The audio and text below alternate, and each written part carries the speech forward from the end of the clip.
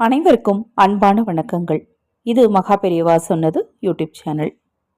27/9/2024 புரட்டாசி மாதத்தின் 11ஆம் நாள் வெள்ளிக்கிழமை சுக்கிர ஜெயந்தி.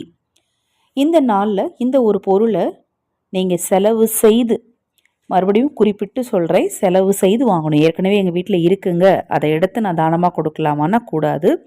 வாங்கி அதை உங்கள் வீட்டுக்கு கொண்டு வந்துட்டு அதன் பிறகு நீங்கள் கொண்டு போய் அதை தானமாக கொடுக்கணும். இல்லைங்க என்னால் வீட்டுக்கு கொண்டு வர முடியாது, நான் வாங்கிட்டேன், அப்படியே தானமாக கொடுக்கலான்னா கொடுக்கலாம், தவறு கிடையாது.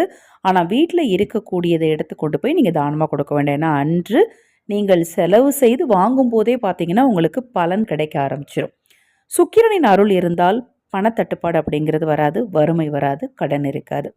சுக்கிர யோகம் பெற வெள்ளிக்கிழமை வரக்கூடிய இந்த சுக்கிர ஜெயந்தி நாளில் சுக்கிர பகவானுக்குரிய தானியமான வெள்ளை மொச்சையை ஒரு 10 ரூபாய் மட்டுமாவது கொடுத்து வாங்குங்க.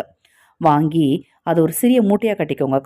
கவரில் போட்டு காகிதத்தில் மடித்து அப்படிலாம் கொடுக்கக்கூடாது. பச்சை நிற துணியில் அல்லது மஞ்சள் நிற துணியில் ஒரு மூட்டையாக கட்டி உங்கள் இரு உள்ளங்கையிலையும் இடுக்கி பிடிச்சி அணைச்சாப்பில் வச்சுருந்து சுக்கிரனை நினச்சி மனதார வழிபட்டுட்டு அதன் பிறகு கொண்டு போய் அதை யாருக்காவது தானமாக கொடுங்க. யாரும் வாங்க மாட்டாங்கங்க. நாங்கள் இருக்கக்கூடிய பகுதியில் இதை மாதிரி தானமாக கொடுக்கக்கூடிய பொருட்களை வாங்குறதுக்கு ஆட்கள் இல்லை அப்படிங்கிறவங்க கொண்டு போய் பசுவிற்கு தானமாக கொடுங்க. அதுவும் எனக்கு சாத்தியம் இல்லை அப்படிங்கிறவங்க ஓடும் நீரில் கொண்டு போய் போடுங்க. மீன்களுக்கு உணவாகும். மீன்களுக்கு உணவாகும் போது பெருமாளின் பரிபூர்ணமான அருள் உங்களுக்கு நிச்சயமாக கிடைக்கும். இப்போ நான் சொன்னதில் எது உங்களுக்கு சாத்தியமோ அதை நாளை காலை 6 மணிலேருந்து இரவு 9 மணிக்குள்ளே உங்களுக்கு எப்போ நேரம் கிடைச்சாலும் செய்யுங்க.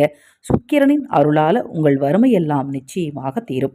இந்த பதிவில் உங்களுக்கு ஏதாவது சந்தேகம் இருந்தாலும், பூஜை பொருட்கள் தேவைப்பட்டாலும் 9344692042 இந்த வாட்ஸ்அப் எண்ணுக்கு தொடர்பு கொள்ளுங்கள். பெரியவா அருளால் நல்லதே நடக்கட்டும்.